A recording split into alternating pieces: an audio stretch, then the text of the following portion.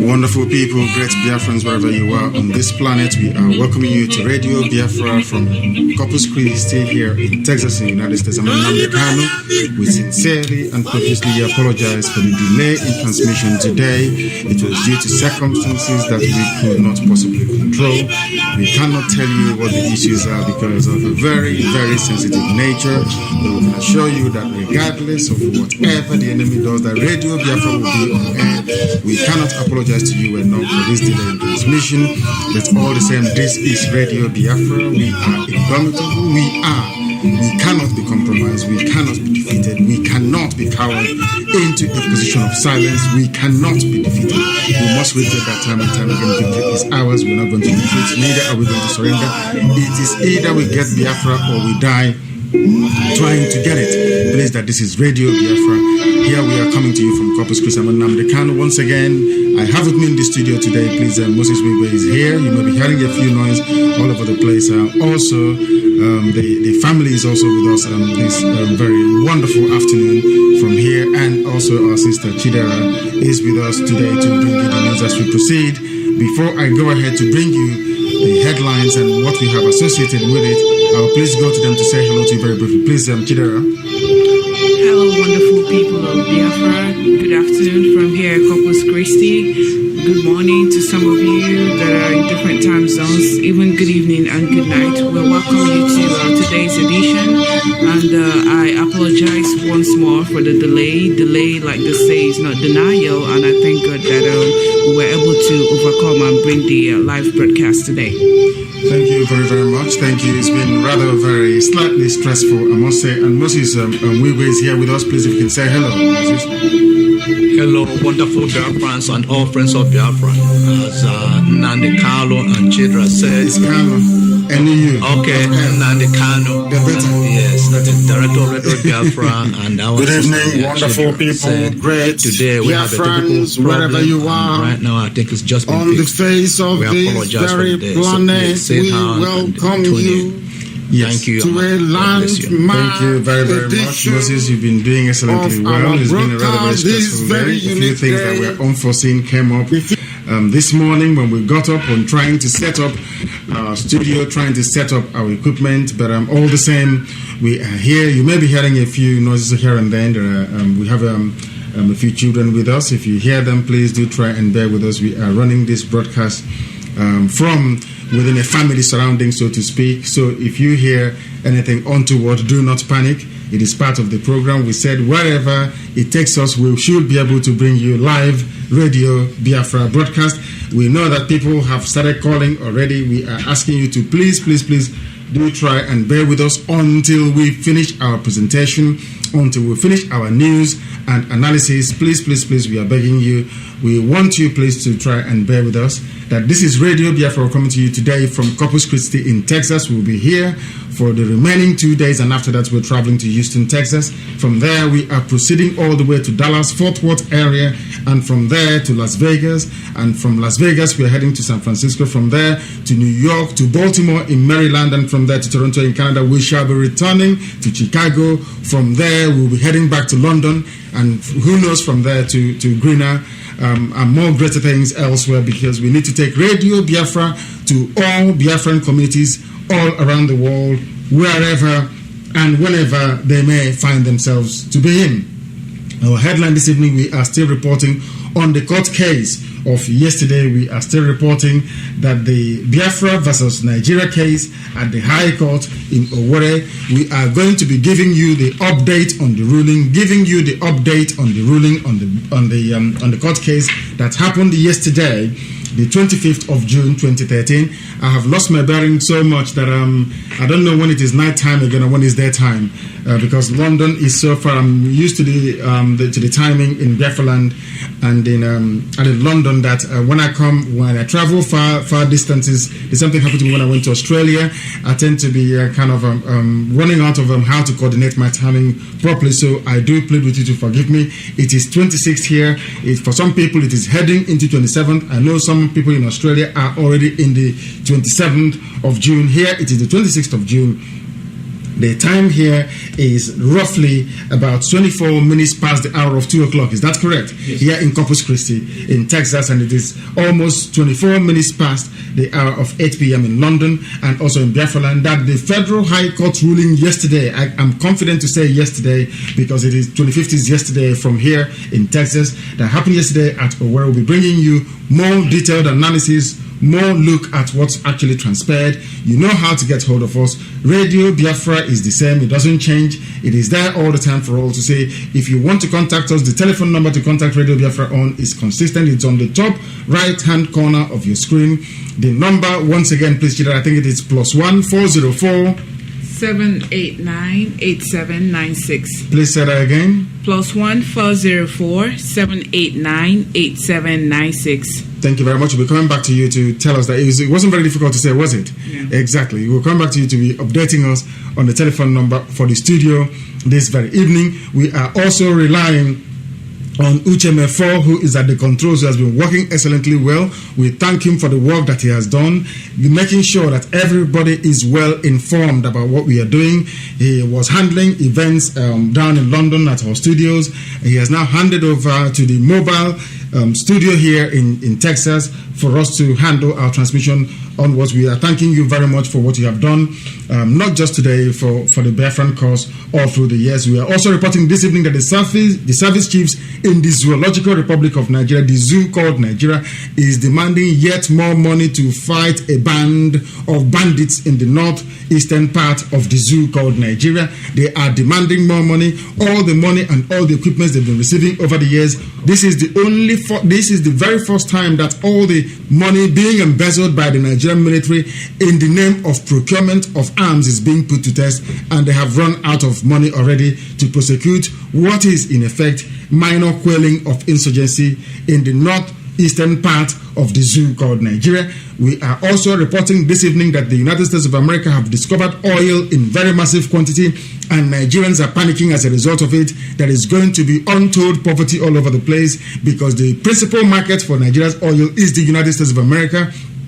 Due to the discovery of this very oil, it may be a case that the United States will now start to look inwards into its own natural reserves rather than relying on a basket case, rather than relying on a banana republic, a third world country, a very impoverished society, an unstable one for that matter, in the shape of the Zoological Republic of Nigeria. We will be looking at the ramifications for people who have not developed any other aspect of the economy and exclusively reliant on the sale of crude oil to be able to survive. We'll be asking ourselves, please, for some of us are pleading, we want America to even discover more oil reserves to allow people to be able to use the only natural resource given to man, which is their brain, to work, to develop, to live, and of course eke out a living for themselves rather than relying on the sale of oil. We are also reporting this evening that the Shehu of Borno is blaming Boko Haram insurgency on what the Hausa people are calling federal government marginalization. Can you believe that the Hausa people who have been ruling Nigeria for 99% of the time that Nigeria has been in existence is now telling us about marginalization? What utter hypocrisy. This is what is happening in the zoo called Nigeria. Lies upon lies, deceit upon deceit.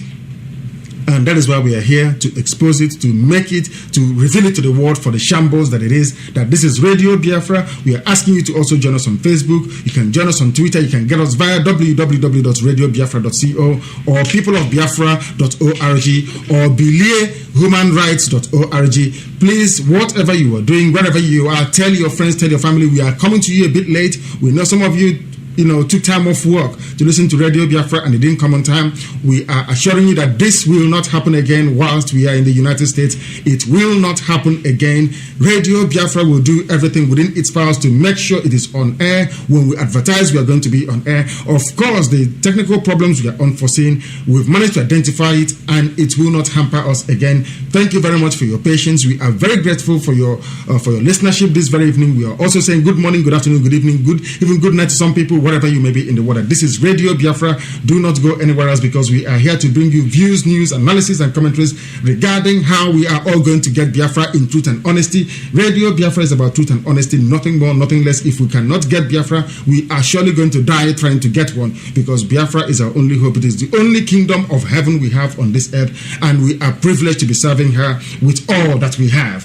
Once again, we are going to bring you the summary of our news, and we are reporting this evening that the much expected ruling by the trial judge yesterday at the Federal High Court in Owerri by Honorable Justice S.M. Shuaibu is hinged on two pre-suit cases emanating from the Biafran trial bundle.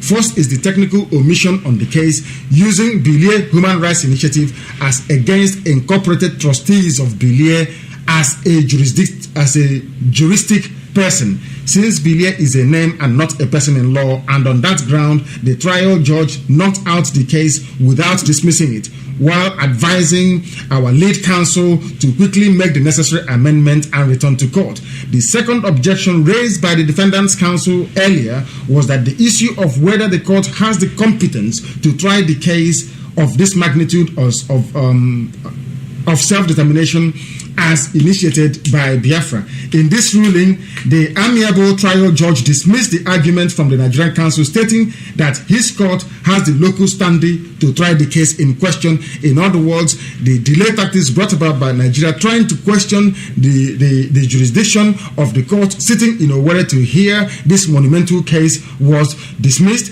Of course, we lost one aspect of it, which is that we have to go back and not restart, but to make a minor amendment in our trial bundle and resubmit it. But the main case upon which the whole Nigerian establishment was hinging on, which is to strike off the case, saying that the Owerri court is incompetent, that they were roundly defeated. We defeated them on that very case.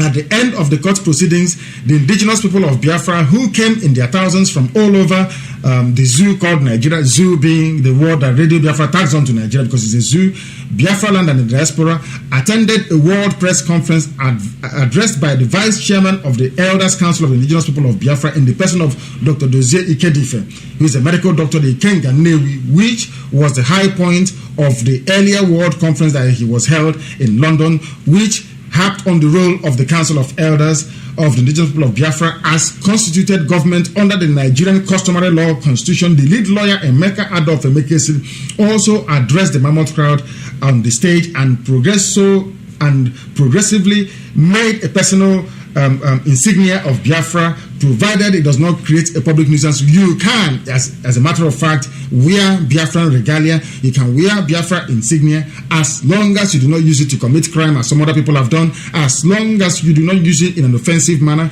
We need to respect our flag, we need to respect our coat of arms, we need to respect every symbol that carries Biafra on it, because anything you do reflects either rightly or wrongly on the image of Biafra. One of the Biafran Formidable Council Chief Barrister Debe Ojukwu was unavoidably absent due to the ruling on the same day in Lagos on his suit against Ojukwu Transport Limited at the Lagos High Court. There was a rousing ovation on the arrival of the chairman of the Council of Elders of the Indigenous People of Biafra, His Royal Majesty Justice Eze Ozobo, retired, who attended the conference with two first-class Royal Majesties from Enugu State, who are also members of the Elders Council, that our elders came out in force to make sure that we are a part of this wonderful, wonderful occasion at the Federal High Court in Owerri.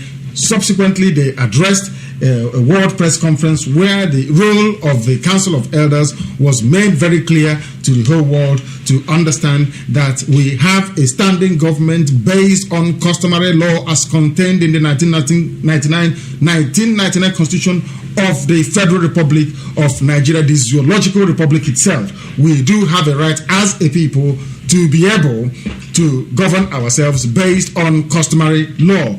We are also reporting today that there has been massive oil discovery in the United States. The presidency, headed by Goodluck Jonathan, yesterday said that Nigeria would not feel the impact of the recent discovery of large quantities of oil by the United States. He said the federal government was rather adopting appropriate strategies to mitigate the impact of the decline in the purchase of Nigeria's oil by America, with increased volume of term of contracts with Asian refineries. He is now sending our oil, or planning to send the oil to Asia, to refineries. Please, good Lord Jonathan, people in Asia do not buy our oil so they can refine it and bring it to us. They buy it so they can refine it to use it to propel their economy, to house, to encourage, to take on Nigerian workers who are traveling to all these countries. Once again, we are reporting this evening that the United States of America have discovered oil in commercial quantities.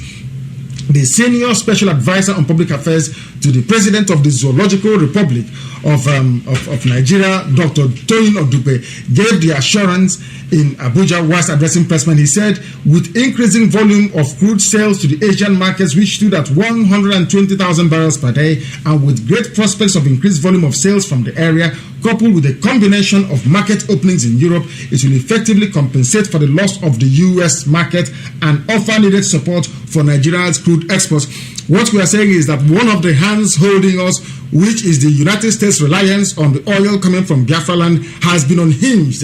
This is how God is beginning to work in very mysterious ways, so that the United States of America will no longer be a burden to our agitation for independence. They will no longer see the oil coming from Biafra land as a strategic interest worthy of protection or worthy of giving Nigerian military backing in order to be able to secure it. So the United States is leaving our oil alone. Second to follow them will be Britain very, very shortly. Regardless of the markets they open in the East, regardless of what, to have a whole presidency of Nigeria discussing oil tells you how poor the country is economically. No government in this world, not even the United States government, can sit on or can stand to address the world media and be talking about only one product which they export to the whole world. These people ought to be ashamed of themselves. They make nothing, they manufacture nothing, they do nothing. All they do is idly by sitting around selling oil and looting the treasury dry. This is the type of life we are faced with in the zoo called Nigeria. We are also reporting that is rather very, very bizarre that the Shehu of Borno, the same people giving spiritual, moral, and financial backing to Boko Haram, is blaming the rise of the insurgency being perpetrated by Boko Haram as being dependent on their marginalization. These people have been ruling the country. Why didn't this man say that the North has been marginalizing the North, that the rich in their society have been marginalizing the poor in their society? Why didn't this man come out to say that Boko Haram should be going after all the people who have stolen the opportunities, stolen all their money, taken everything they have in order to send their kids abroad to Switzerland, in order to send our money away and deposit it in Swiss bank accounts, in order to bring in people to train their horses from Argentina? Not many people know that Obasanjo's son, that the trainer for his horses that he plays polo with is imported from Argentina. Not many people know that the horses that Babangida and his children use to go and play polo is imported from Arabia. Not many people know that the money that these people are spending, the money that they are squandering every blessed day, their private jets is being gotten from the treasury in the country that should have gone into developing areas and meaningfully engaging all the people that Boko Haram are very busy in recruiting on a daily basis. The Sheikh of Borno and chairman of Borno State Traditional Rulers Council, Alhaji Abubakar El Kanemi, has blamed the security challenges occasioned by the activities of Boko Haram Islamic sect in the state on alleged marginalization by the federal government. We are asking this Sheikh, or whatever his name is, who has been in control of Nigeria ever since? Who has been in control of the country? You have been in control of the country. You have been marginalizing your people. Stop lying to them. You now have Radio Biafra. When you talk such nonsense, we will be able to correct you appropriately. You have been in charge of Nigeria. You have been the one stealing and marginalizing your own people. Now you are blaming federal government. There is nobody called federal government. You are the federal government of Nigeria. You people are the owners of the Zoological Republic of Nigeria. So you must tell yourself the truth. The truth, Mr. Shehu of Borno, who you are the chairman of Borno State Traditional Rulers Council, that you have marginalized your people, you have impoverished your own children, you have driven them to extremism, you are the one responsible for the death and the mayhem occurring in your own territory because of your short-sightedness, because of your lack of education, because of your very limited understanding of how economic interacts with social values, because you do not understand how to run a country. You people have run the country into the ground. Now that Goodluck Jonathan is in power, you are blaming federal government. There is nobody called federal government. The federal government in Nigeria are Hausa Fulani people. You people are with the connivance of Yoruba people. With the connivance of Yoruba people, you people have been ruling the country. It is your fault. You blame yourself and you blame Yoruba people. Do not blame the hapless Goodluck Jonathan. Of course, he is clueless. We know he doesn't know where he's going. He is more or less a fool. But at the same time, you people are the ones to blame. You rendered Nigeria desolate as a place for people with aspiration to be in. That is why we are running away. The people in Biafra land are running away. Our youths are running away. Your own youths are running into Boko Haram and killing you, and that is what should be happening as the comeuppance for your mismanagement of all the resources in the country. You cannot steal from Nigeria and then expect that now that Goodluck Jonathan is in power, somehow miraculously the North are being marginalized. You marginalize your own people. Nobody else did. These are our headlines and our summary this evening. Please continue to join us on Facebook. Also, continue to follow us on Twitter at Radio Biafra Live. That is our Twitter handle. Also, you can send us email if you have any questions to ask us. Go to contact@radiobiafralondon.com. contact@radiobiafralondon.com. These are our headlines this evening. I don't know if Chidera has anything to offer in terms of what he's heard so far. And also, Moses Migo, as we said, if you hear any untoward noises all over the place, we are broadcasting from a family home, so you'll be able to understand. The kids are running around as we did promise him. If the kids run around, we'll be able to accommodate and tolerate that, please. Moses, what would you like to say, given the headlines you have heard today, please? Well, what you have said right now is no surprise to me and most of Biafrans. So know that the doomsday is coming for Nigeria. In the United States, they have oil reserves they have for a long time, and they have decided right now to let the world know that they are capable of having their own oil. A country like Nigeria, you give them a lot of credit by referring to them the zoo or Zoological Republic of Nigeria. You refer to them. Yes. If Nigeria was run like a zoo, most people would be happy, because a zoo here is all the animals. They're well fed. They have water. They have electricity. They have everything. They have even doctors. Even the animals have electricity. Yes, they have doctors. The animals here have doctors. Yes, they have doctors. And if they are sick, doctor will come and tend them. Be honest with you, if you have a dog in your backyard, I have one man at the other side of the street. He left his dog here in Corpus Christi and went to San Antonio. Before he came back, and this dog was dehydrated. When he came back, he was arrested and prosecuted for a dog. Because of a dog? Yes, said that it was created animal. But the Nigerian people are slaughtered every day like rats. So referring to them as a zoo, it's such a lot of credit. So I'm going to. So here, animals have doctors. Animals have doctors, have everything, even electricity, water, feed threatens there. Their meals are even high caliber meals. People in Nigeria are dying of hunger, dying of disease. So you are referring to Nigeria. So to call Nigeria as a zoo is actually elevating them. Yes, you are just praising them. I will use the word to say the wild jungle called Nigeria. That's the word I will use. That's the word, the wild jungle. Zoo here, they have doctors, they have doctors, they have electricity, they have even they eat special food that even sometimes Nigerian people can't even afford it. So according to the zoo, that there's so I'm not going to dwell on that. In the terms of the northern people saying that they are marginalized, so what an irony! What an irony! The Kanu state has 44 local government areas, and Jigawa and Kanu state alone, combined with one other state, have more local governments than the whole Southeast. The Southeast have only 95 local governments. The whole thing in Nigeria is run based on representation. The Southeast, as they coin it, Southeast, they are the worst marginalized in the whole nation. But they have been ruling the country. So where is marginalization? Where is it coming from? Who is marginalizing who? They have been ruling the country. So how can they say they've been marginalized? That's what I don't understand. There has been no marginalization of the North. They own Nigeria. If you say Nigeria, we are referring to the power brokers. The people who own the power is the North. The people who own the economy is the South, Southwest, the Yorubas. The Igbos and their brothers they are just slaves. We are traders. So, no, not traders, but slaves. You don't have power. Even though they'll kill you even if you say something. Whatever you are, you're just slave to Nigeria. So that's why we are fighting for Biafra. On the terms of the fact that the Nigerian army is not able to defeat Boko Haram, that shows you the kind of trouble they are in.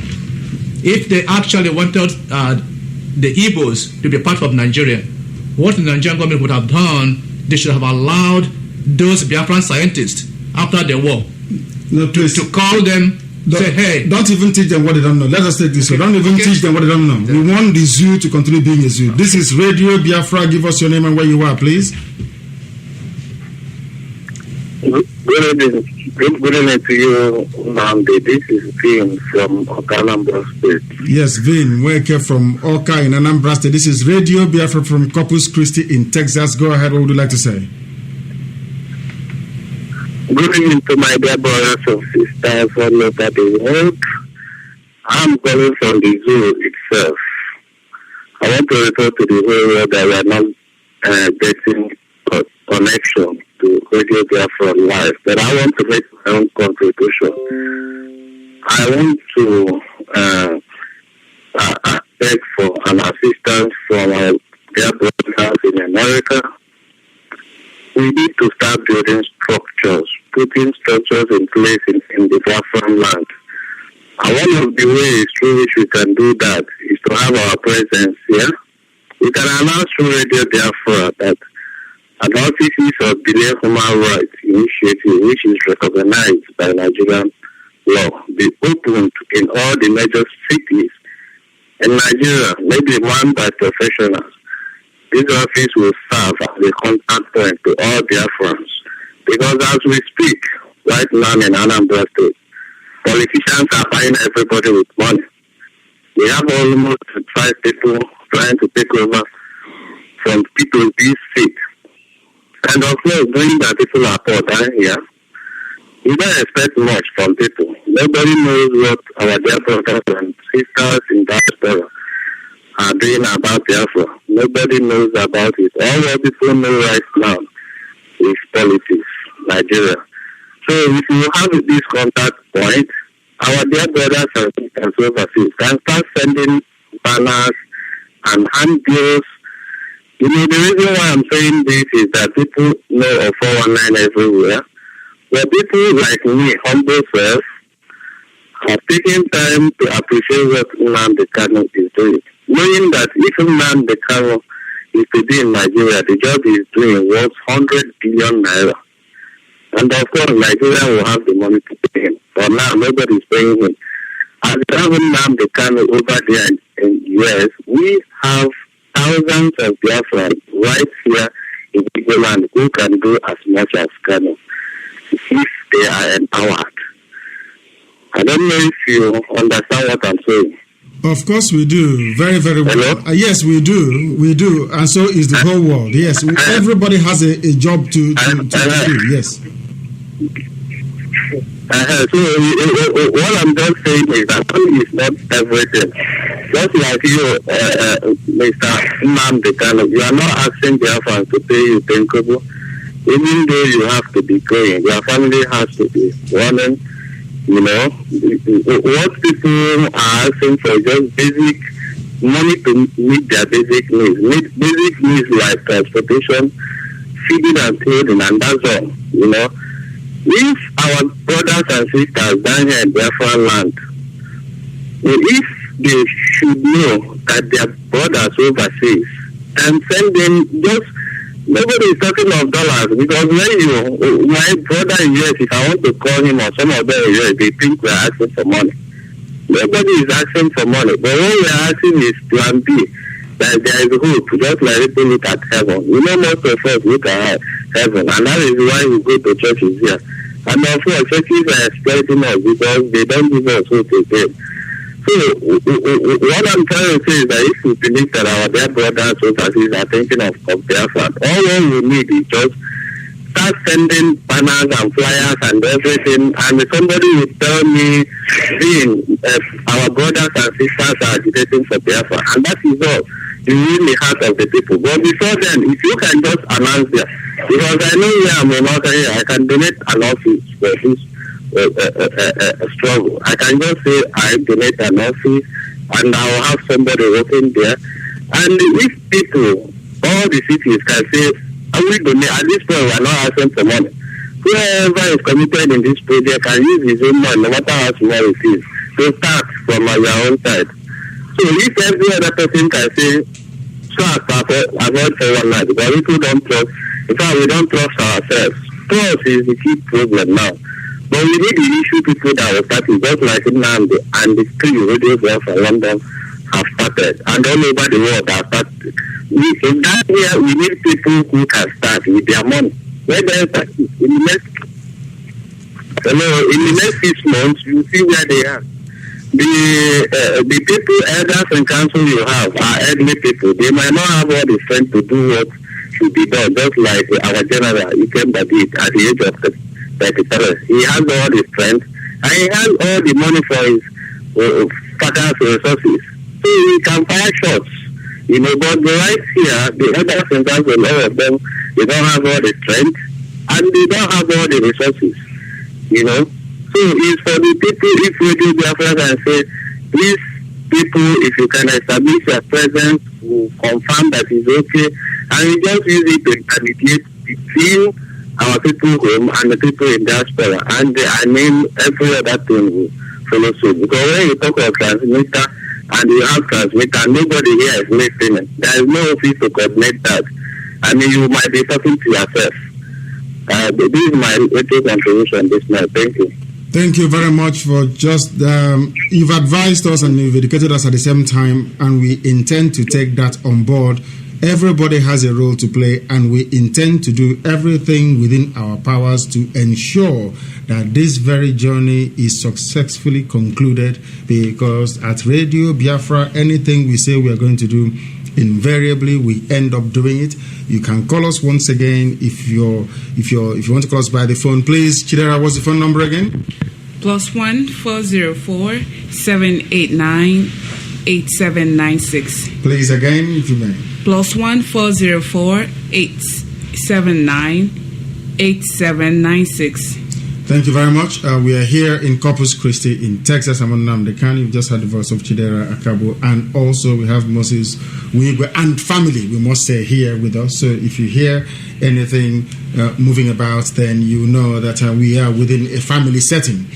So do try and bear with us, because this is Radio Biafra. We are bringing you this information regardless of whatever it will cost us to. Yes, Chidera, what's something?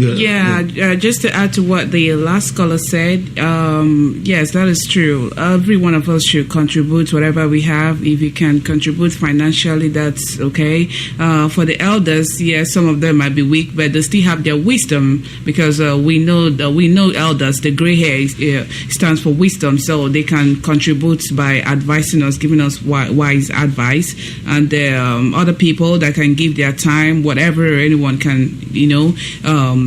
sacrifice for us to get this.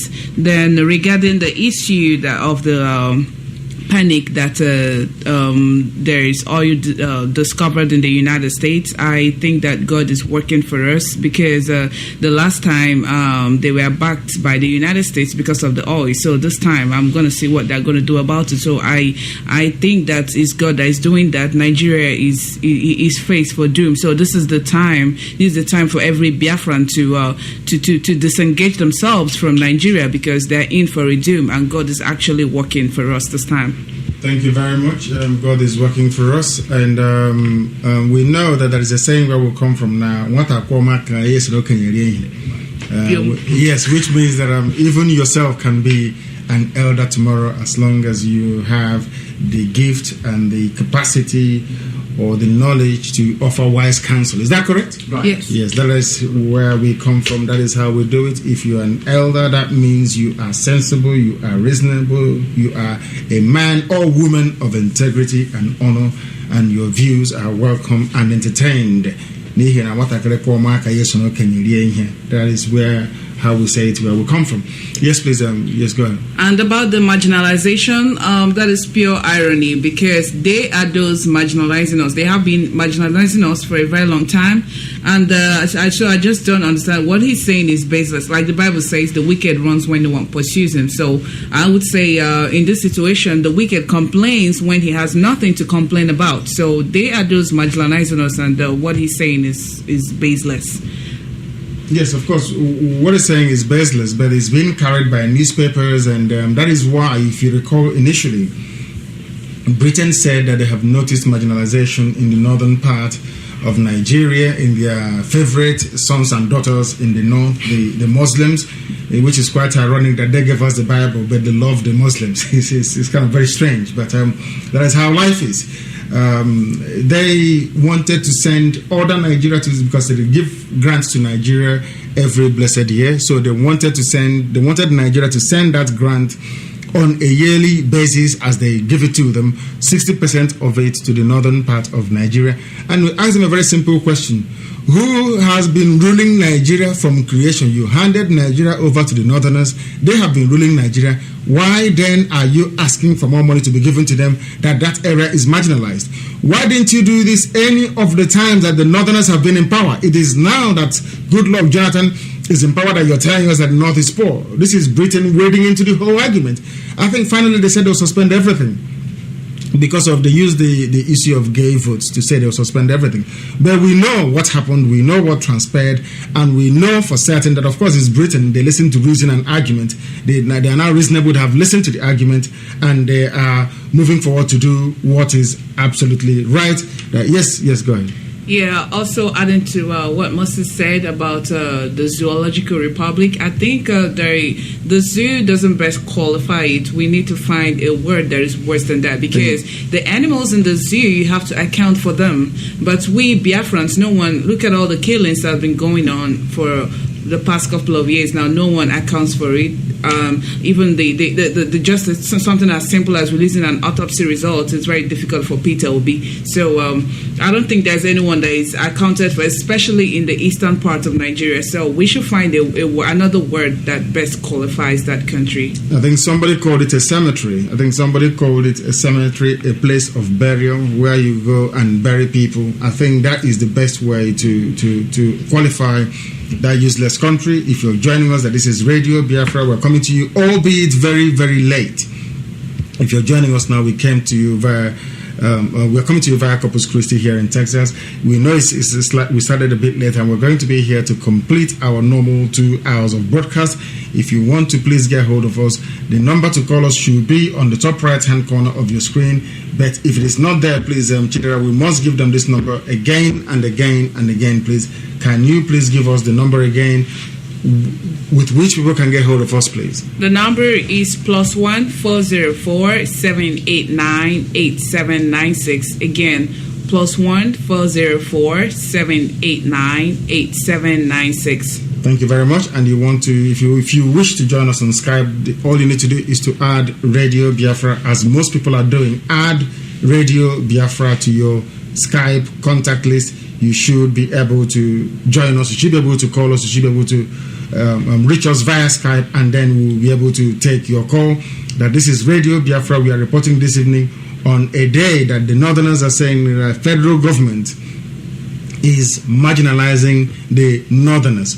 We want to know who represents or what is federal government. The federal government has always been the Hausa people. They are the ones marginalizing everybody. They are the ones making things difficult for everybody. Now they are telling us that somehow, miraculously, that Nigeria, or what they are referring to as federal government, are the ones marginalizing them. If you want to join us, please, we know that the number is up now on the top right-hand corner of your screen. If it is not there, please do try to refresh your screen. The number is +1 404 789 796. Let's go and take this call. This is Radio Biafra. Give us your name and where you are, please. Hello, the caller on the phone. Give us your name and where you are. The caller on the phone. Hello, we have a caller on the phone. Please give us your name.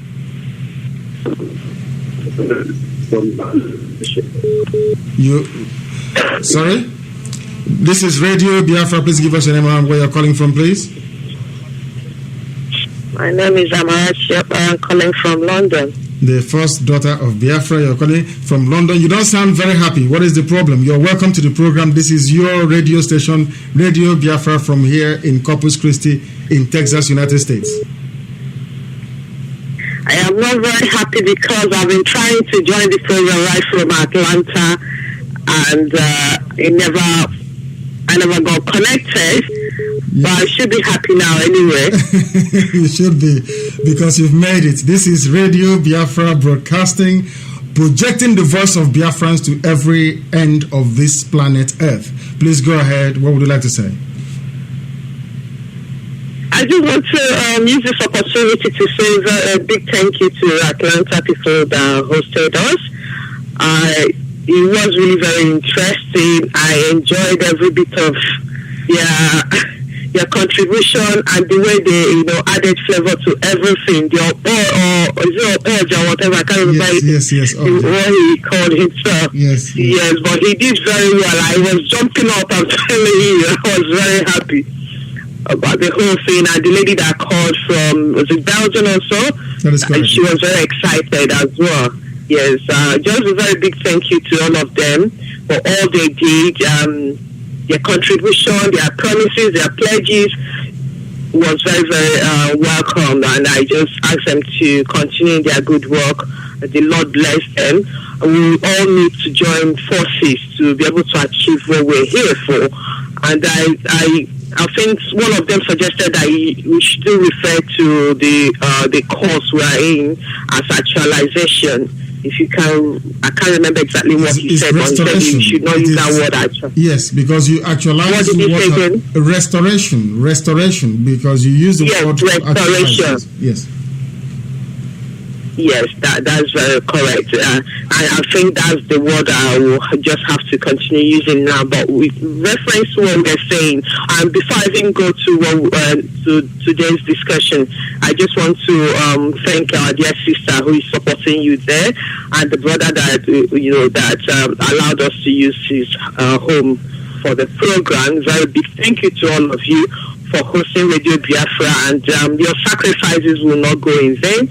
The whole Biafrans will appreciate you and all the work that you're doing for your people. We just have to serve our nation, and by God's grace, I know Biafra will come to be someday.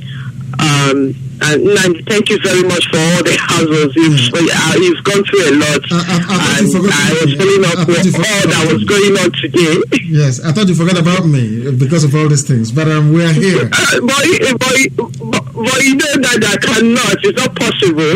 I've been on the phone with everybody, asking what is happening at Newcha. I've been in contact. The only thing I haven't sent you any email, and I thought I would be able to get you on the phone, but I haven't been able to get you either. But just to let you know that we are, behind you, and we are really working very hard here to make sure everything is in order and in control here. So, well done for all your hard work. Thank you very, very much. Okay? Please, yes, go ahead.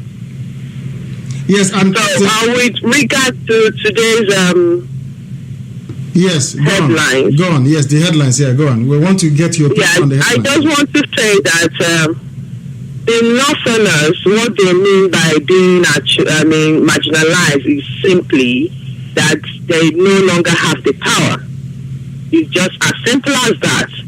Because when they had the power, nobody was hearing about them being marginalized.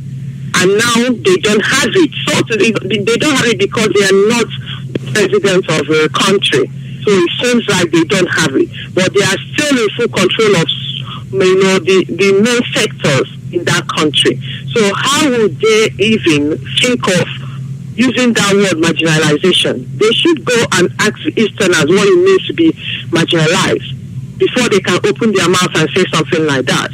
And for the whole world to even be listening to them, it makes me to worry.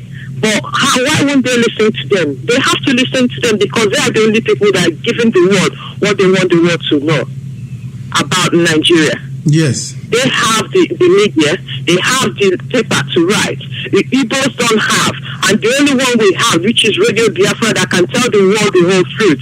They are trying all their best to see if they can, bring it to a standstill. But it will never happen. So I can only say that what they meant is we don't have power now. And that is it. As soon as they get the power, that word marginalization, you will not hear it again. They're just using it to get the attention of the international world. And I rightly asked them. Yes. They have been ruling Nigeria for years. Yes. And they are the people that have actually exploited that country. 99% of the exploit they have done. Where are the money?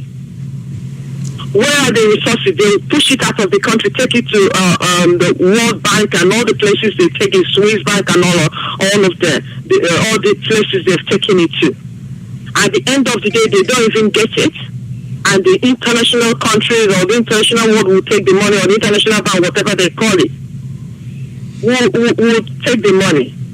Yes. And they will be waiting for another time to get into power to get another money. So they have no reason whatsoever to be complaining.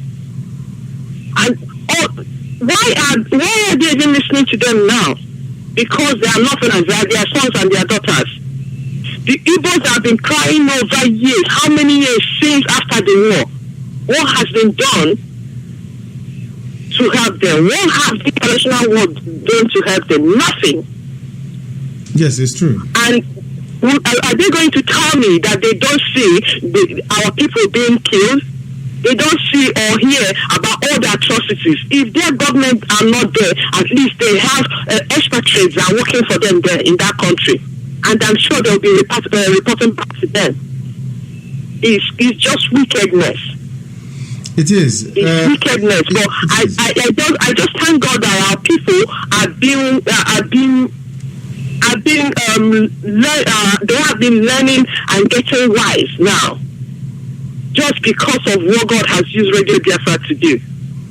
Yes. And I will encourage everybody to continue to listen to Radio Biafra and join the Human Rights Initiative so that we can work together to get Biafra restored. Yes. That's the only place we have hope. Yes, Amaji, whilst you're there, please, because there's something I would like us to obviously go through. We are asking the caller on Skype to please stay where you are. The caller on Skype, stay where you are, because we'll be coming to you very shortly. The caller on Skype, remain where you are. But Amaji, the difficulty that we're having is that in times gone by, without Radio Biafra, this man would have gotten away with deceiving a lot of people. But now that we are on the air, anytime they say something untoward, we will come at them like a rash. We will be able to correct the impression that the world is holding about these people. They have been in power. Let this man go and ask Omar Diko, how much money did you steal? Let this man go and ask Buhari, how much money have you stolen from Nigeria? Let them go and ask Babangida, how much money have you stolen? Let them go and ask Dangote, how much money have you stolen from the country? Running illegal rackets and running monopoly business concerns on behalf of very corrupt, very criminally minded people in the country. These are the people holding the money belonging to the youths of the North that should have been used to develop their potential. They decided to loot that money from them, deny them employment opportunities, deny them any measure of dignity with their life. That is why they have joined Boko Haram. So if this man doesn't know, we will educate him. We will enlighten him as to why you have chronic poverty afflicting the downtrodden in the North. They have a rank-adede mentality. They have a rank-adede system. You go to the palace of an idiot, you drink tea, and your life is complete. We don't believe in that. We believe in hard work and making ourselves to become somebody. They are living as a consequence of their value system that does not regard anybody unless you are there at the top. That is their problem. Nigeria did not impoverish the Northerners. The Northerners impoverished Nigeria. They dragged Nigeria down to their basement level, both in thinking, in economy, in education, in every way you can, every indice you have to be able to measure life with. They have dragged us down into the gutter. And now they are complaining they are lunatics. They are mad. And if I can come in again, Nnamdi, I don't know if there is any country in that Nigeria, outside the northern Nigeria, that is providing free education. Yet there are people who don't want to go to school. Exactly. They have irrigation scheme, so they can produce food throughout the year. No, there is no state in the east or southeast that has irrigation scheme. So why are they complaining? God knows. Allah knows as they have everything. Yes. We don't have anything, and they're complaining. They don't have any reason whatsoever to complain. All they're asking for is give us our best right. Incredible. That's all I know they're complaining about. And as soon as they get it, they will shut up. But unfortunately, we're not even asking them for that. All we're asking them to do is just give us our freedom. And we are not even asking them now. We are going to fight it out with them, whichever way they want it. Yes. We want to go, in peace. But if they insist that they want to keep us within that, it's no longer zoo anymore. I don't know what you people are referring to now. It's a cemetery. But we can no longer remain in that cemetery called Nigeria. Exactly. Thank you very much, Amachi. And stay where you are. Let us take this call. Stay where you are. This is Radio Biafra. Give us your name and where you are, please. The caller on Skype, remain where you are. We are coming to you. We can see you. Give us your name and where you are. The caller on the phone, please. Hello, the caller on the phone. Give us your name and where you are. Give us your name and where you are, please. The caller on the phone. This is Radio Biafra from Corpus Christi in Texas, in the United States. Yeah. This is Tony. How are you, Nnamdi? Tony, I'm very well, thank you. Where are you calling from? I'm calling from Colorado. And I was listening to that lady. That lady, man, a woman can be so smart. They're smarter than the men, man. Of course they are. There is something you said before the lady came on about the British people, now trying to support the Hausa people. And then in other broadcast, one of the other broadcasts, you dealt with that in detail.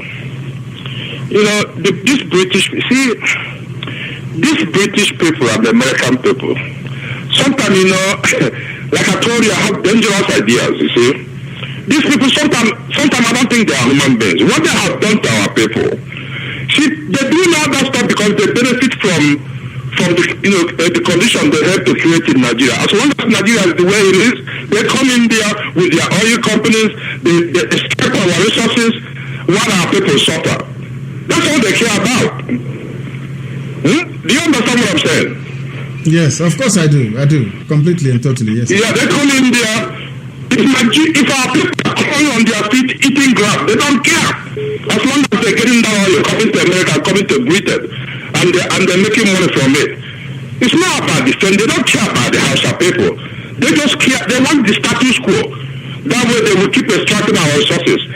That was a friend of mine we used to discuss this stuff on the phone. Do you know, if I have the power, if I can ask God to give me one power, that, let's say I say, God, please, grant me this wish. Do you know what I would do? I would build a thick wall around Africa. Nothing comes in and nothing goes out. The white man should stay in their country and leave us alone. This relationship with them. See, our people are suffering. They come over there, extract our resources, and our people don't get anything from them. If you take it individually, for me, yes, we're doing well. But what of the majority of our people? What is the condition of our people? They come in there, all they do is showing seeds of discourse, causing problems. That way they can keep extracting our resources. They are crazy. You can call me a racist, I don't care. Everybody has an element of racism in them. If you go, let me give you an example. If you go to a place now, or if you go into a family and you see small children, you want to go and lift the baby to carry the baby, the child will run to the mother or to the father. The child is racist towards you as well because the child doesn't know who you are. So when people talk about racism, I don't believe in racism personally. I told white people, if you like, you give me your job. If you like, you keep it. It's your job. If I feel so bad, I should go to Biafra land and develop it. If I go to Isema for you deny me a job there, then you and I will do something about it. I can come to your country. Anything you like, you can do. It's your business. It's your place. If you want me to wash the gutter, if I'm happy with it, I'll go and wash the gutter for you. It's your place. Yeah. But you cannot come to where I come from in Ibeku and tell me what to do. I will tell you what you're supposed to do. That is not. I don't believe in racism. If they ask us to live here today, I'll be more than happy. I'll be the first person in the queue joining an airplane to go back. As long as we are. Yes, I know what you're saying. There was a case I had some problem before. Some idiots come over here running. I said, "People, get the fuck out of my property." So we started talking. I said, "Look, you're talking because I have a 21. You go back. I'd be happy to go back to my country. I get there. You guys better get the fuck out of my country. Stay out of my country. I will stay out of yours. We don't have any problem. I'd be happy to go back home. But when I get there, you better get the fuck out, or I will cook your people daily and eat them alive. See, all the problems you have everywhere." Man, these people are the ones causing the problem. If you really think about what they're doing with the Hausa people, they don't love the Hausa people. They just want to keep it like that. That way they keep extracting our resources. That's all. It's terrible. Thank you very much, my brother. I share your views and your opinion. I welcome your call all the time because it does enlighten me a lot. Thank you very much for calling and God bless you. Thank you very much. We are now going to the caller on Skype who has been waiting very, very patiently all this while. We hope he has turned his system down, very, very down, please, as to not to interfere with our signal. This is Radio Biafra, the caller on Skype. Give us your name and where you are, please. The caller on Skype, give us your name and where you are. Good evening, Nnamdi.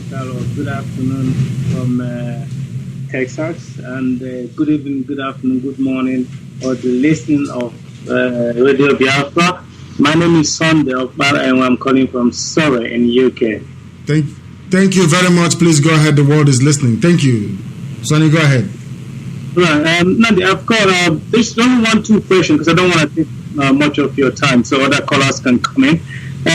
One of them is, people keep asking me this, and I just want, kind of clarification. When we realize Biafra, are we still going to be in Commonwealth? That's one. And secondly is regarding the cause. Of course, we all know it takes time, and for the fact that Nigeria is coming to an end next year, September 31st.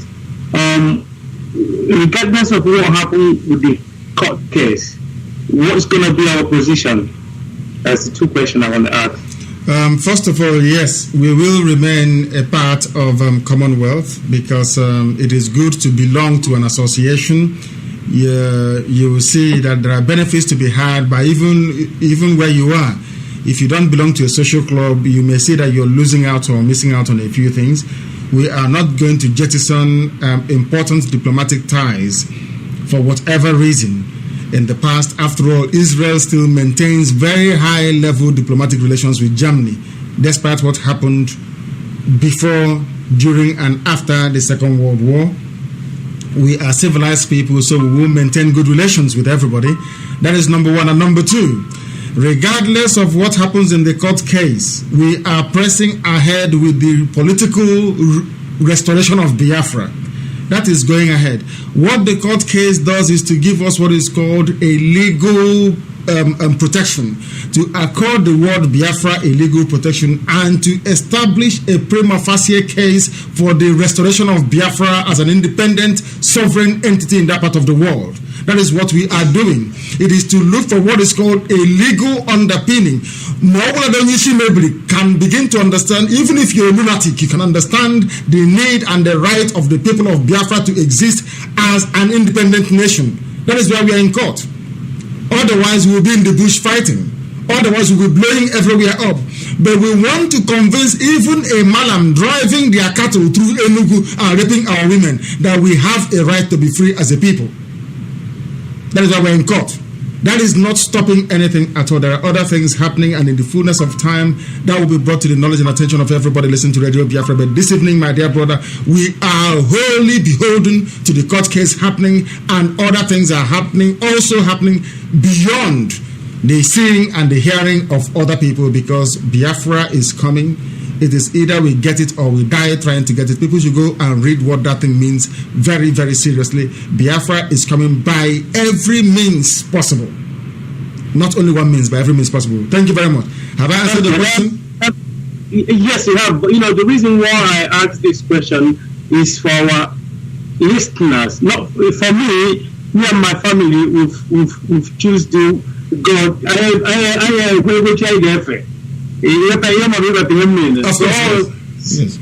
It's for those who are, who's listening, and other people who might like to download this program and listen, to clarify that issue in case if they want to ask the same question. But for me,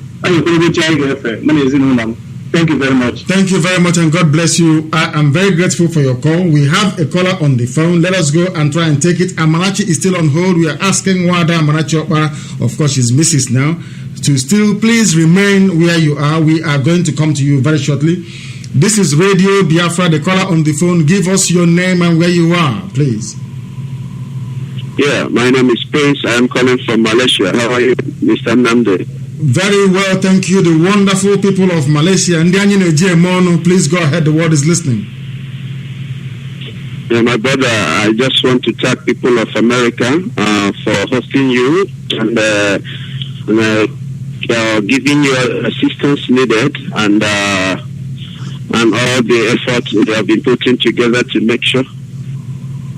So what I'm trying to say is this: I've been listening all this while you're in America, and there's a man that called you some time ago.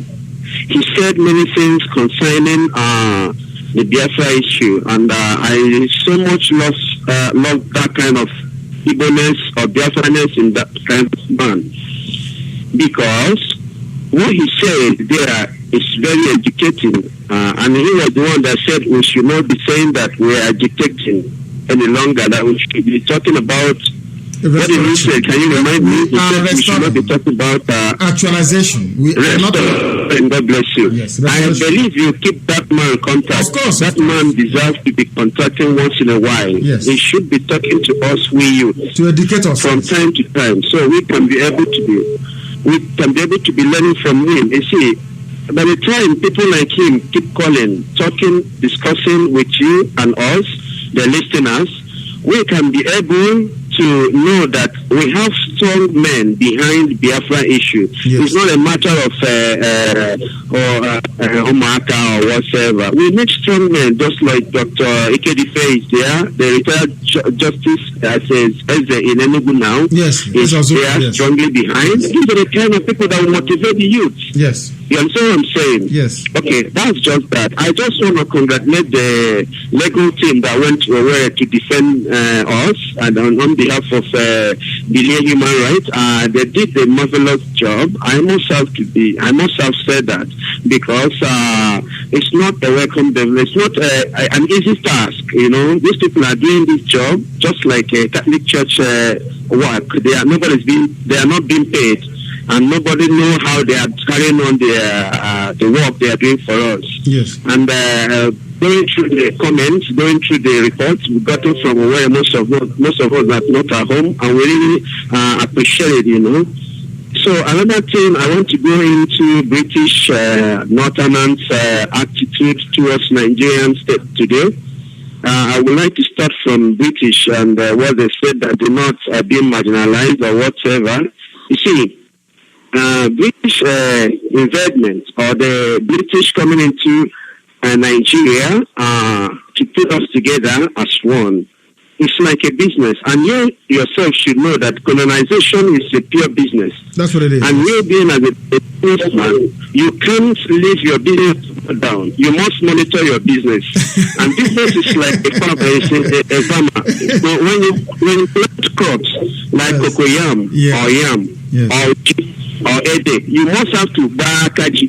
You must have to direct the yam ends or what the sticks. And direct the yam how it go. You don't allow them to go left side. You have to allow them to go right side. If it is yam, then if it is 3-leaf yam, as we formally call it from this, you have to direct it from the left side as well. And if you, as a businessman, you cannot do business with somebody that is more intelligent than you. That was why the Britain decided to choose Northerners, because they know that they can manipulate them, which they have been doing.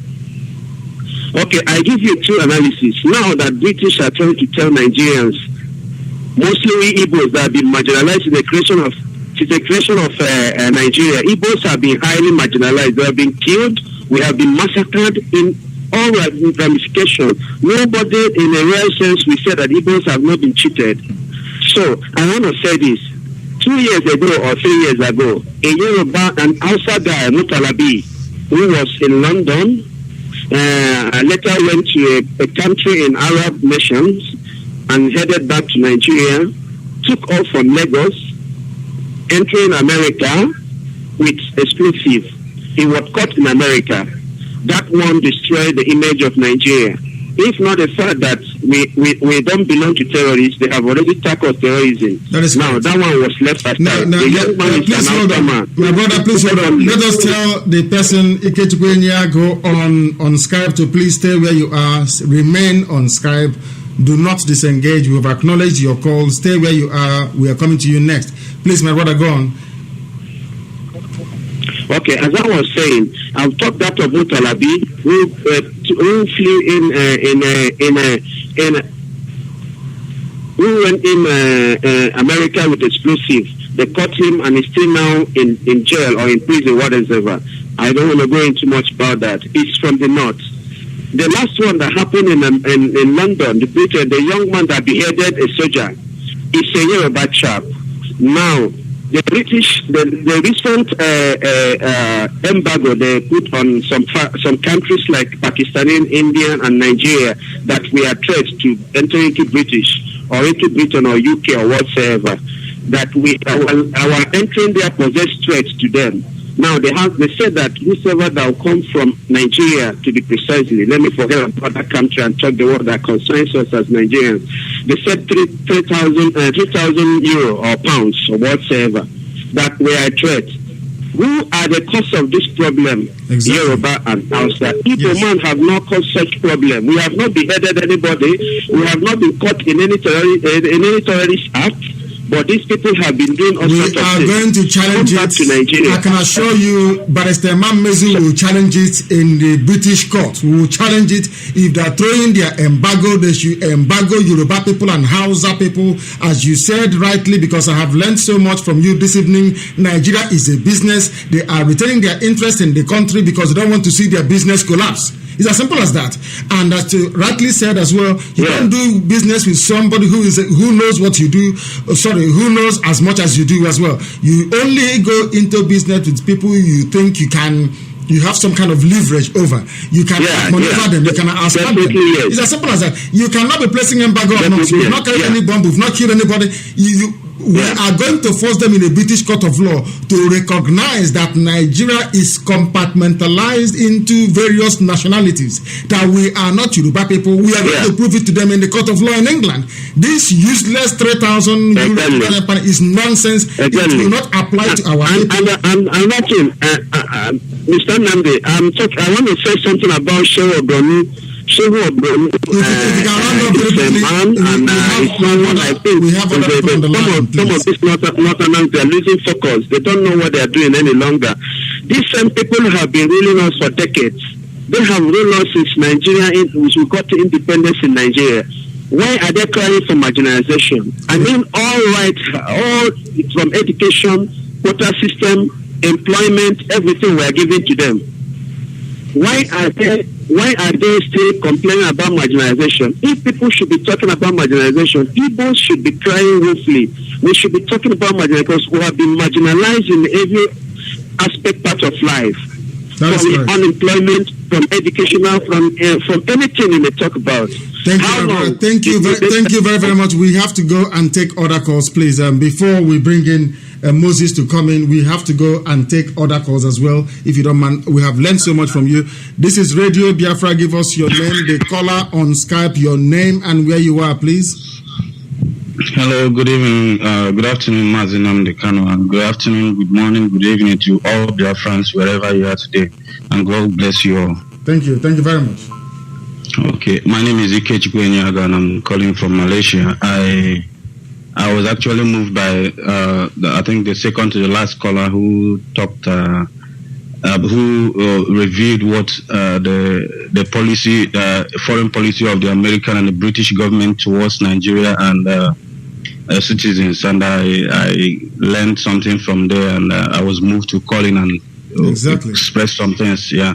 Yes. I want to speak to the British government. I have written several times concerning their concerns in Nigeria, and I say, look, you Brits, the foundation of the problems in Nigeria was laid by you. You are the mother. In other words, you are the mother of both the corruption, the pains, and the shame that emanates from Nigeria.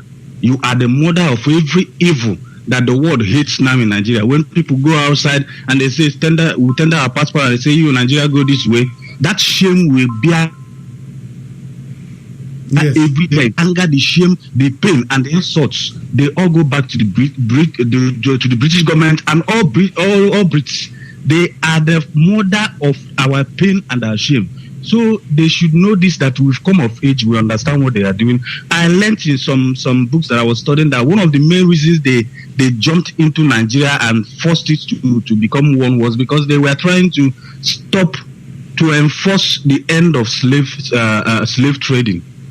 Then I want to tell them that it's a lie. That today it's a lie. I want to tell them that today they have modernized slave trading and they like it that way.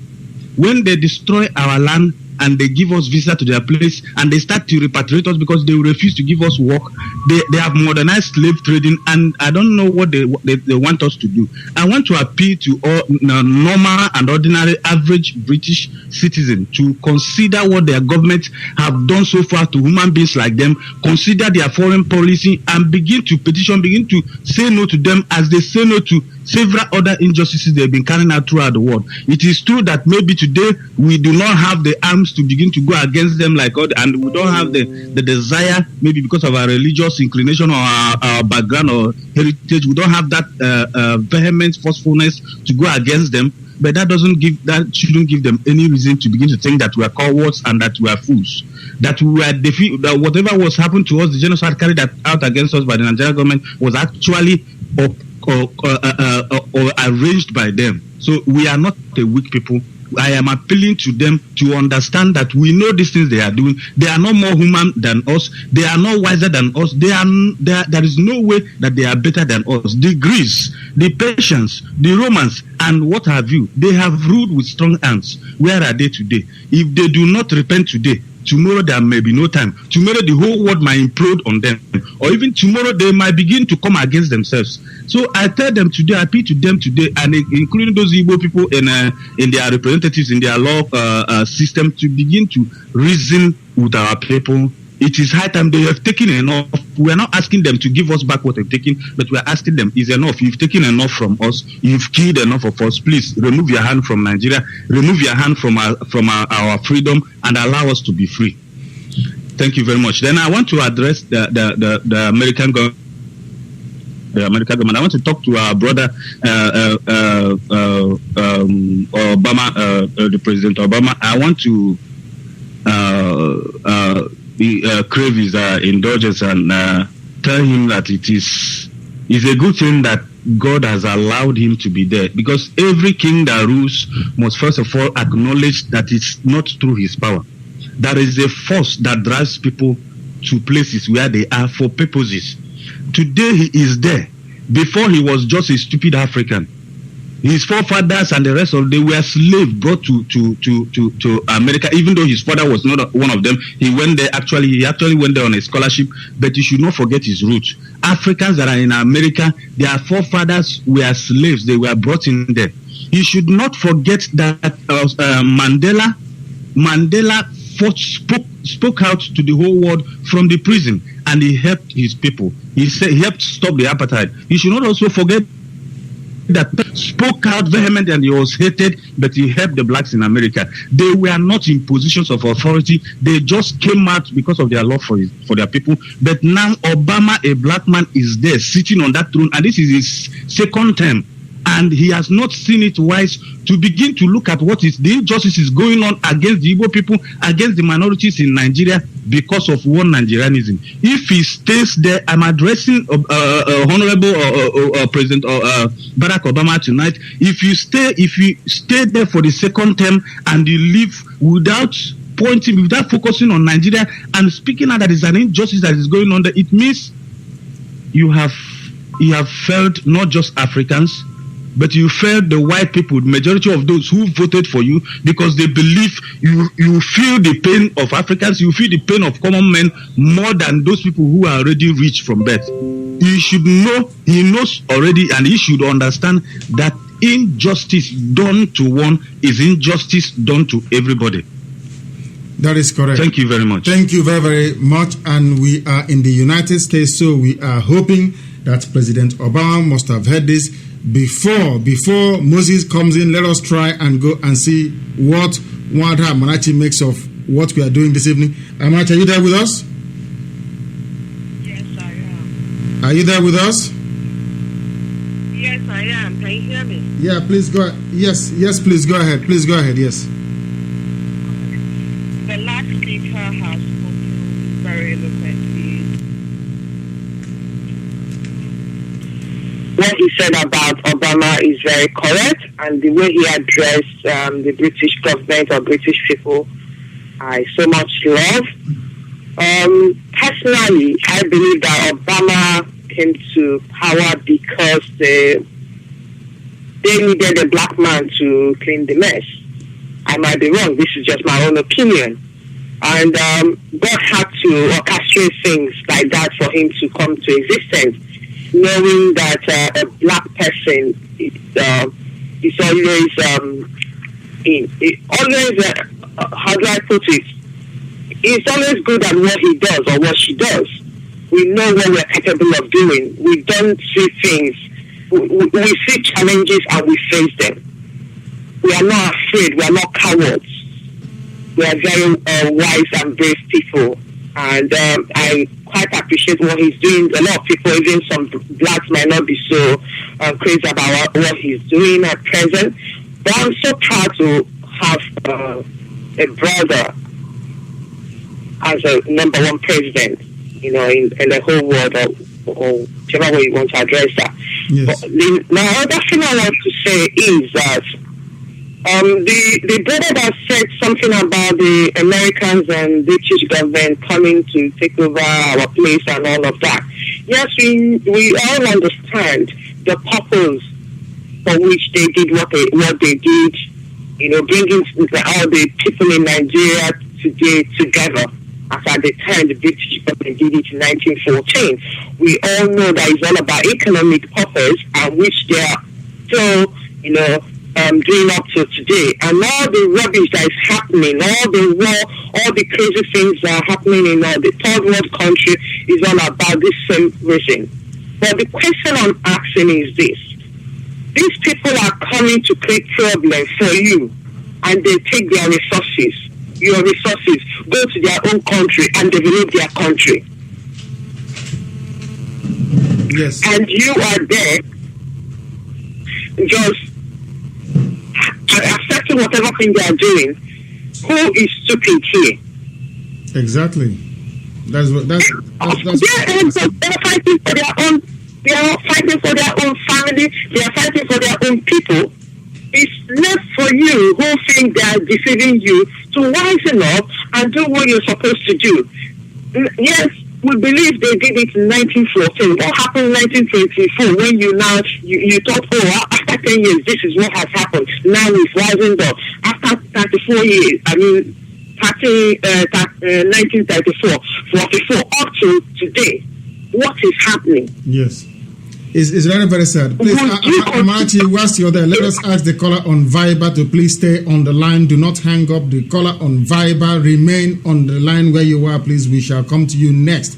After Moses must have contributed, we'll come to you. Stay where you are. Amarachi, go ahead, please. So what I am saying is we should cease to blame these people. We should blame ourselves. We should blame the Northerners. We should blame our own people that decided to continue to work with the Northerners. Yes, because if the Northerners want to remain with the British government, then they should remain with them. And we just go our own way. For how long would you not say yes because the British government and their people will have to survive, so we'll have to continue to pay for it. Look at the number of people we've lost. Look at the number of mothers, fathers, sisters, brothers that we have lost because of British government and their likes. That is true. It's so how long will that continue? We just cannot continue to feed the world will die and perish. Tomorrow they're going to discover one thing and abandon us, and who will be left with the ruins?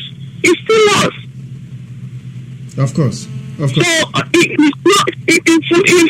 if we have read, I don't know how many people have read it, Biafra or Nigeria, written by Barrister Emeka, Adolf Emeka. It's an eye-opener. It is an eye-opener, and we hope that our people will be able to learn from it. Amarachi, stay where you are. Let us take the views of our host here, Moses Wigwe. Please remain where you are. It's important you remain where you are, please. Yes, Moses, please go ahead. Yes, I've had our callers. Most of them have said something very, very interesting, and some of them I agree with, some of them that I don't agree with. On the terms of marginalization of the North, the only thing here the North is asking for, because they want, Jesus Christ, because they are not in power. Even though they are not in power, Jonathan, who is the president right now, is just a puppet. There is nothing that can get done in that country without the majority, which is the Hausa Fulani. So I don't know why the word margination comes in if they're not. The Hausa Fulani are referring to themselves. For every senator, every House of Representative you got from the 5 southern eastern states, you have about 5 to 10 representatives from the Hausa Fulani. So it's the majority that rules. So who is being marginalized? The Hausa Fulani or the Southeasterners? So God knows what the truth is in that aspect. It's very, very sad. Let us go and take this call. Please, let us take this call before we go to the caller on Viber. Please, we have lost them, unfortunately. Amarachi, remain where you are. Remain where you are, please. This is Radio Biafra, the caller on Viber. Give us your name and where you are, please. This is Radio Biafra. Hello, can you hear us? The caller on Viber, can you hear us? This is Radio Biafra. Can you hear me? Hello, good evening. Good evening or good afternoon from Corpus Christi in Texas. Go ahead. Hello, good evening. Can you hear me? Good evening. I can hear you loud and clear. Please go ahead. So is the world.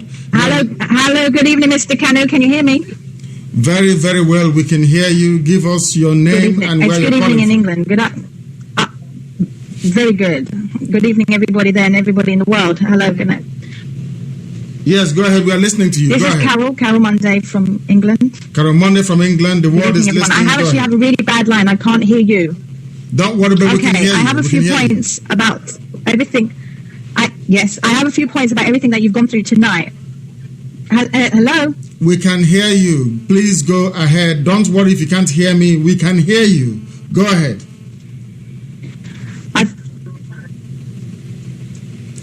Sorry. The line breaks up really badly. Okay, we were talking about the U.S. Obama and coming into Nigeria and not deciding not to come because of all the terrorism and everything. I want to state something to Obama today, that in February of 1969, the U.S. government, Nixon, sent his senator and other people to review the case in Biafra. They went there, they made a 36-page report. The senator made a large report showing the extent of the war in Biafra itself. It also showed to the Americans, it was very detailed, it showed how the Igbo are a very learned, inventive people and professional positions who Nigeria were very Carol, sorry, we will try and get you back. We will try and get you back. It is not very, very clear. We will try and get you back. Please, that this is Radio Biafra. We had Carol Monday on the line. We'll try and get you back, please, on Skype. If you may, call us via Skype, Carol Monday. Call back the studios of Radio Biafra here in Corpus Christi, Texas, back on Skype, please. We'll be willing and able to take your call. What you're saying to us is very, very important, and we would like to hear it, basically. This is Radio Biafra. Give us your name and where you are, please. Hello, good evening. This is Dr. Egemba calling from London. Please go ahead, Dr. Egemba. You're welcome to the program. Go ahead. Yes, I just want to contribute, obviously, just to add to the debate, which I have been following with great interest. What I will want people to understand is that the way Nigeria is today serves British interest, because with corruption, with the rigging of elections, it serves their interest, because all the stolen money that these politicians are stealing from Nigeria, they bring it and they invest it in, most of them, in Britain, which helps British economy. And Britain cleverly knows that a well-structured Nigeria, a well-structured Nigeria, ordered society in Nigeria will deprive them of this stolen money that is being siphoned from the country. And they know that majority of this money is being stolen by the Northerners.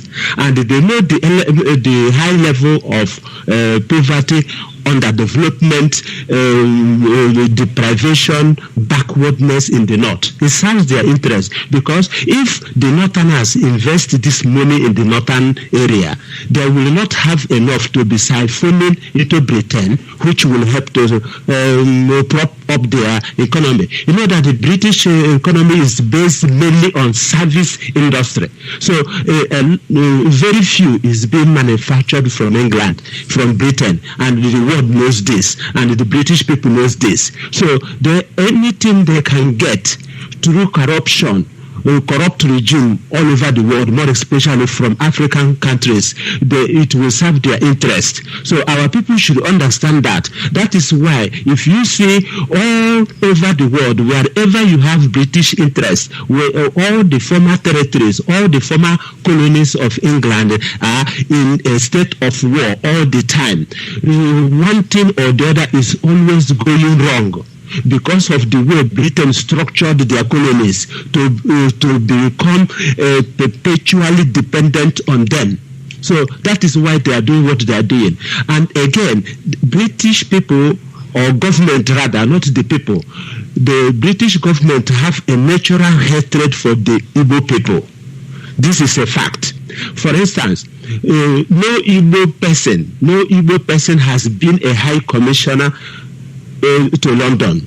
A high commissioner to London. Only few, as long as I can remember, for the past 20 years at least, or 30 years, the few that has been on acting capacity. That is, when the High Commission is not, when the High Commissioner is on leave, or for whatever reason he is not on seat, then the person will take over and act on behalf for a couple of weeks or months. So they know that what we can do, knowing that if they leave us to develop and they realize, restore our sovereignty, it will not serve their interest. Therefore, they will be competing with us, and they don't want any competition. They don't want us to be wise enough to develop ourselves enough to realize ourselves, restore ourselves enough to be independent from them, so that we will not be siphoning money through illegal means to Britain, and then we'll be coming back to them to borrow the same money we put in their bank, and they get earning them more interest. So our people should understand that. And quickly about the marginalization, many people have said the only thing I want to add to that is this: the cry of marginalization in the North is a way of deflecting attention. They know that they have been in power. They know that they are in control of Nigerian economy. They know that they are in control of Nigerian politics. They know that they are in control of everything in Nigeria. They know that very well. They are crying of marginalization because they are not at the helm. They are not the commander-in-chief of the federation. That is the only thing. And when they cry of marginalization, it will deflect the attention of Boko Haram and other impoverished people in the north, so that they will not rise up against them. The moment the northerners, the low cadre, the ordinary people know what is being done in their name, they may rise up. Although it is not in their nature, the way they are brought up to submit to their leaders, submit to their emirs, submit to their those who will give them handout. But Igbo people, we are not used to taking order or accepting what is not acceptable. So they know all this is. So they are crying foul in order to deflect attention, then, and also to justify Britain coming further to help them. We covered earlier in Radio Biafra that majority, if not all, the British aid coming to Nigeria, at least more than 60 to 70% of it goes to the north. But still, they are crying of marginalization. So it is only the fool among them that they can fool. But for Biafran people, they cannot fool us. That's what I want to contribute for now. Thank you very, very much. Thank you very much for that, Dr. Gemba. And please do feel free to call us back later on should you have anything else to add. We have calls coming in left, right, and center. Please, if we can't take your call, do not despair. We are coming back again round about 8 p.m. Is it 7 p.m.? Corpus Christi time? Yes, 7 p.m. Corpus Christi, which is about 12 midnight London time. Is it 12 midnight? Yes, we'll be able to do so, yes. So we'll just take a few hours break and then we'll come back. But let us go out and take this call. This is Radio Biafra broadcasting from Corpus Christi here in Texas, United States. Please give us your name and where you're calling from this fine afternoon, please. The caller on the phone, Yeah, this is calling from London. Yeah, please go ahead. Yeah, Director, I just want to chip in on, especially on the marginalization issue being peddled by the Northerners. The issue of marginalization, I don't think they know anything about marginalization. Because if they want to know something about marginalization, they should ask the Biafrans and Igbos. After the war, the devastation that happened in Igbo land, they did not give us nothing was repaired In fact, they decided to take all the money that we have in their bag, and in fact, they did not want us to survive as a race, as a people. And that's why our people scattered all over the world looking for how to survive. And we are still struggling since after that war because of the kind of marginalization that they meted out to us. The reason why they built the Niger bridge is because they have no other link. That's the only bridge they wish, because they don't want to swim across the river Niger. So that's why they built that rubbish bridge, which we have been using, which is sinking. Actually, it's actually sinking, director. And because of the too much traffic on that particular road. And so the thing is that the northern oligarch, they're shouting now because they're no longer in power. And then we know that, in fact, even though they're not in power, they're controlling quite a lot of things economically. If you look at Dangote and all these people, they have monopoly of everything: cement, sugar. Every one single person of 150 million people or more, one person is in charge of importation of cement, sugar for a whole nation. It's not problem. I tell you something. Please, if you can bear with me to clarify these very points, which a lot of people don't know. In the United States, it is called antitrust laws. If you run any monopoly anywhere, you are entitled to 25 years imprisonment in the U.S. I'm not even sure that most people in the U.S. know this. The United States economy and federal laws abhor. It prohibits the running of any monopoly. No one person in America can supply any good. Am I correct? Am I wrong? It is not a single person can be in charge of any industry. You can never try it. If you try it here, you will go to prison. They should go and ask the Oppenheimer family that runs the Bears diamond business in South Africa why it took them so many years. In fact, I'm sure they're even still banned from coming to the US because of the cartel, because of the racketeering involved in the sale and distribution of rough diamonds from Africa. These are the things that our people don't know. Dangote in America will be in jail. He will be certified a criminal and thrown in jail. Only you cannot import the amount of cement, the amount of salt, the amount of sugar to feed 160 million people. It is not done anywhere on this earth. That is the type of country that the British government want us to belong to. That is the type of country that people, people with brain cells in their skull want Biafrans to belong to. We will continue to expose the ignorance, the stupidity, the gut-wrenching arrogance of these people. We are not a part of them, and we can never be. The price of cement have gone so high that a lot of people who have built the house couldn't build it because of these things they are doing, And the Northerners, they have, in fact, free hand on everything. I've never seen an Hausa man working in this country, in London here. Have you seen any Hausa man working? And yet they're all on scholarship. All of them on scholarship. And they live like kings. They live like kings, and yet how did they get the money from? Yes. So that and it was supposed to be one country. You see, but the thing is that these British people, they love the Muslims so much. And if you remember Lawrence of Arabia, and all this is they have this. I don't know what it is. Maybe because they find it easy. There are easy people they can control or use or whatever. And then they find they can't use you. Then they will try to marginalize you in a way. And that's what the problem we have. So we shouldn't mind about their shout on marginalization and all that. We know it's just all lip service because we know what marginalization is all about. And we are lucky to have Radio Biafra, and we'll continue to trumpet this thing so that the world will know what is going on. Yes. Time has come.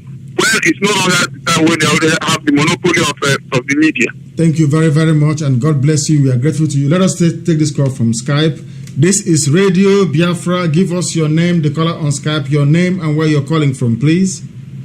Hello, good evening. This is Omar from Holland. Mr. Nnamdi, how are you? Very well, thank you. Very well, thank you very much. We are broadcasting from Corpus Christi in Texas. The whole world is hearing your voice. Please go ahead What would you like to say? Okay, so, I'm hearing what my brothers are debating regarding about British.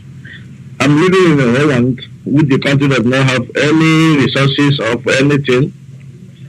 But what I want to know, the only leader that understands British is only the man that they kill in Africa, who is called Gaddafi. It's the only person that I can know that understands British very good. The British, I know them very good because most of them are my friends. They only go for where there is something. If the Biafrans call them now to take over Nigeria, they will have more interest to come in Biafra. That's only what I want to contribute, my brother. Thank you very much for that very brief, concise contribution.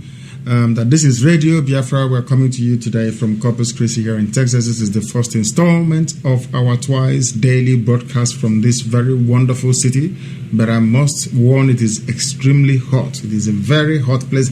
It's not as humid as Biafra land. It is not as humid as the zoo is, but it is a very hot place, I must say. The air conditioning is on all the time. Let's attempt to take this call. This is Radio Biafra. Give us your name and where you are, please. Hello, good evening, and my name is Godwin. I'm calling from Germany again. Godwin, the dedicated caller from Germany. Please go ahead. The world is listening. Go ahead. Yeah, I want to, the British people and the what is his name is that Musa waiting. What do you call his name again? Can you help me? He is Shehu. His name, he is the Shehu of Borno. His name is the Alhaji Abubakar El Kanemi. You know, they don't have any name. They name them any street. Okay. If they born you on the road, the nearby street there or village, you take the name. If you're born near Sokoto in the gutter in Sokoto, your name is Sokoto. If you're born in Kaduna, you're Kaduna. If you're born in Zaria, your name is Zaria. You know, they don't have any name. Please go ahead. Okay. Now, I want to ask the British people, who is Umaru Duko? Is he an Igbo man? No. Who is Babangida that took 12.4 billion during the Gulf War? The money they make in oil, this man squandered it. Who is General Sani Abacha? Who is Buhari? Who is Dangote? And again, Ajokuta Iron and Steel. Who sold it? Is it an Igbo man? No. Who is Obasanjo? Yoruba man. Is he an Igbo man? No, he's Yoruba. Good. Okay. Oil wells in Nigeria. The Northerners are controlling 85% of the oil wells in Nigeria. So, what else are we talking about?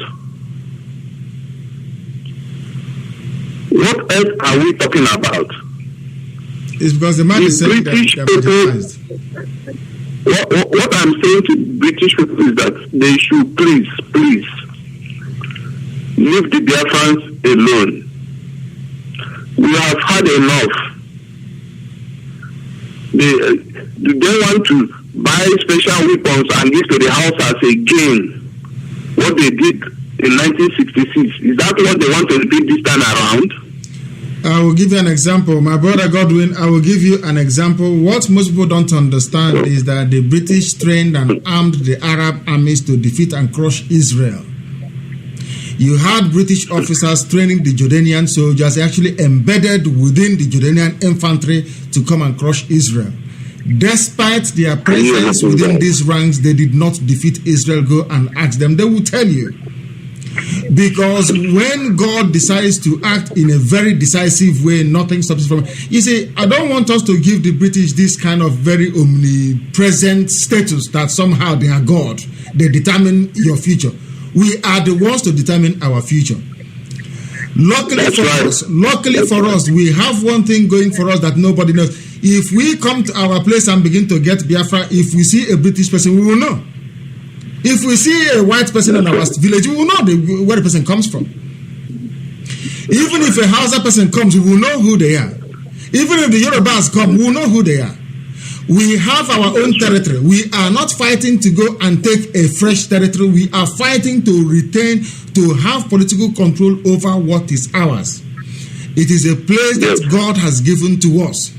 God did not give Biafra to Britain. People must understand that. He never gave Biafra to the United States. When God wanted the people of Europe to come and take over this land called the United States of America, He gave them the power to crush the native Indians and establish the greatest civilization known to man. Here, that is how God works.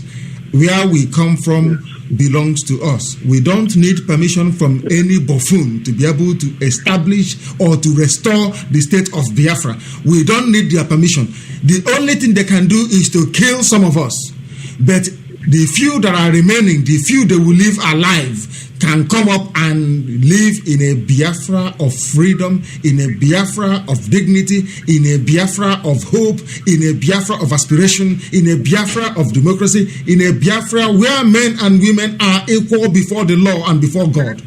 Not like Hausa where they go and drink tea and talk about marginalization. Their brain is distorted. These people are not well. Talking about when they have stolen all the money from the country, they have the gut and the temerity to lecture us on marginalization because they don't even understand the meaning of the word marginalization. It is an English word. That is why I opt for training people in their local language, in their local dialect. When you train people in English language, their brain become warped. They cannot reason properly like English people. Why teach them in English? Thank you very much for calling, and may God bless you. This is Radio Biafra. We are reaching humanity here from a very warm Corpus Christi in Texas. I have with me in the studio Chidera Akabo, who has been excellently supporting and assisting our operations here in the U.S., and also our host here in the United States, the chief host, I would say, Dr. Moses Wigwe, who is here with us. Chidera, what do you have to offer? You have been researching and doing a lot of work. What do you have to offer in view of what you have heard so far? Mind you, you are training, and very shortly you should be able to host the women's program from here in the United States if you can. Yes, please. What has caught your eye? Are we growing exponentially on Facebook as we intended to do, or are we still stuttering along? How are we performing in terms of addition of new members? How is our performance going? Yeah, we are beginning to grow again, but I wanted to get back to how it used to be a couple of weeks ago, because that was a time we were getting almost 2,000 members every day. So at the time we stopped, it became pretty slow, but it's getting back again, but we still need to keep going. Yes, thank you very much. Let us attempt to take this call on Skype. I am clearly multitasking. We have lost them. We asked them to please try and call us back. If you call Radio Biafra on Skype, you remain where you are. Do not disengage. Stay where you are. We shall definitely come to you. This is Radio Biafra. Give us your name and where you are, please. The caller on Skype, give us your name and where you are. Have we lost him? We may have lost the caller on Skype. We may have lost the caller on Skype. This is Radio Biafra. Can you hear us? The caller on Skype, can you hear me? This is Radio Biafra. I don't think so. We had a dialing thing on the line. Thank you very much. We have come to the end of the program, the first segment of our program. We had wanted to get Carol Monday on the line. We had wanted to get Karamonde on the line to please try and clarify, but we are certain that she will join us by secure connection during the second phase of our programming later on this evening here in Corpus Christi, Texas. I am Nnamdi Kanu, your host and director of Radio Biafra, and by the grace of God, a servant of the wonderful people of Biafra. I have presented this program today with Dr. Moses Wigwe, who is here, and part of Dr. Moses Wigwe's family as well. That is why some of the noise you've been hearing all over the place. We have the child is here with us because we promise that wherever we go to, we don't alter our environment too much. We try to report it in its natural state. Thank you for listening to us. Do try and rejoin us later on this evening. We know that some of you are frustrated, those who couldn't get through, but keep trying. Radio Biafra broadcast to the whole world. We have millions of listeners all over the world. If you get through, you are indeed highly privileged, but we encourage you, we enjoin you to keep trying until you get through, because your views are important to us. What you have to contribute is important to us. Do not forget that we are looking for a transformer. Anyị chọrọ ịzụ transformer, igwe na-agbasa ozi ka ụmụnne anyị, nne na nna anyị nọ n'ụlọ nwee ike nụ akụkọ nzọpụta anyị na-agbasa site na Radio Biafra. Beacon, we need the help of everybody to help us get this transformer. We need the help of everybody to continue to run Radio Biafra as an incorruptible, independent entity. We cannot soil our hands by associating with people who are corrupt. That is why we are beyond corruption, as we said previously. We are uncompromisable because we are here to speak the truth and nothing but the truth. Please, Moses, can you say goodbye to our wonderful people so we can bring this program to an end, please? Hey, fellow Biafrans and all friends of Biafrans, thank you very much for listening. Don't forget to join us again the next